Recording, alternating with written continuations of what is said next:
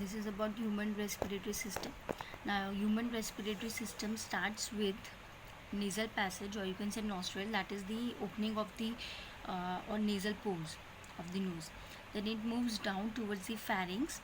Now, when you see in the last digestive system, also we have seen pharynx, just a pathway to pass the air towards the down reach. You have three different pharynx. One is called as nasopharynx, the other is called as oropharynx, that is oral pharynx, and laryngopharynx. These three different types of pharynx we have. Naso that is nostril जहाँ से air pass होगी, और oropharynx that is through which the food is being passed, and laryngopharynx means below the pharynx you have a small voice box which is also called as larynx. You can see just touch towards your neck region. When you speak, you will see some vibration takes place. This is because of this voice box called the larynx. Then it moves towards the windpipe, which is also called as the trachea, that is this portion. Okay. Now this trachea is then divided inside the lungs into two different parts, which are called as bronchi. This bronchi had different branches on its surfaces, which are also called as bronchioles. Each bronchiole, so this is a part of the respiratory bronchi, and each bronchiole is covered with a mass of blood capillary, which is called as alveolar sac, like the bunch of the grapes. It is like the bunch of the grapes. If you take one of the bunch, you have many grapes on its surfaces. Similarly, the alveoli are being present, and each alveoli has a capacity to exchange the gases, and it is filled with blood capillaries. Thus directly it moves towards the region. Starting with this is just an overview from top to the bottom where it moves. Now we see in depth how the process takes place. Nasopharynx contains two main things. One is mucus, the other is the hairs, and both of them they filter the air when it moves towards the nose region. Larynx, as I told you, it acts as a voice box, but apart from this, it also contains a C-shaped ring-like structure, cardiac structure. On its surface, you have a flap-like structure. Now, this C ring is called as glottis, and its covering, which covers this C ring, cartilaginous structure, is called as epiglottis. It is important just because when we eat the food, during that time we do not respire. When we respire, we do not mainly speak more. Okay, so when we are eating, this passage is being covered up with the epiglottis, so that the food does not enter inside the windpipe. Instead of it, it moves towards the food pipe. So epiglottis over here, it prevents the food to enter inside the windpipe, which has been present in this region.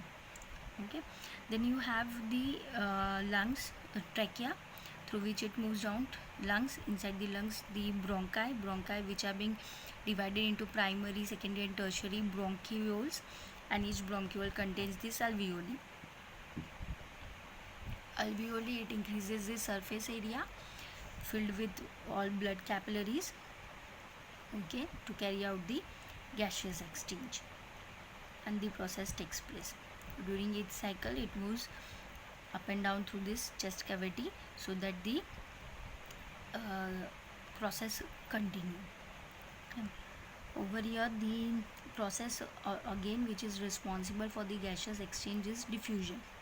As in, inside the body, the carbon dioxide concentration is being more, it is being taken up by the lungs, and oxygen is given back to the blood. Inside the blood, it mixes with the hemoglobin, and it is being transported to each and every part of the body in the dissolved form.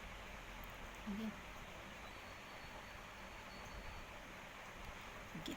One more thing, that is mechanism of the lungs, which is not being given in detail, very detailed form, but you will see, which takes place with the help of the diaphragm. Now what happens over here, it is very simple. When you pull this diaphragm down, okay, the air which is present on the outer side, it is being pushed towards the inner side. You can see this experiment at your home also. Take just a rubber band, covered it with a plastic rubber or a cloth or something. If you push it towards the down, Okay, if you push it towards the downwards, slowly what happens, the air is being taken inside. When this diaphragm moves down, the air is being pushed towards the inner side because the pressure inside the lung becomes low. So the air is being taken inside. When the air comes, the chest cavity area or the volume increases, means the thorax volume increases. Soon after it, alveoli carry out the gaseous exchange. When the gaseous exchange takes place, the pressure inside the lungs increases. Thus, the air is being pushed towards the outer.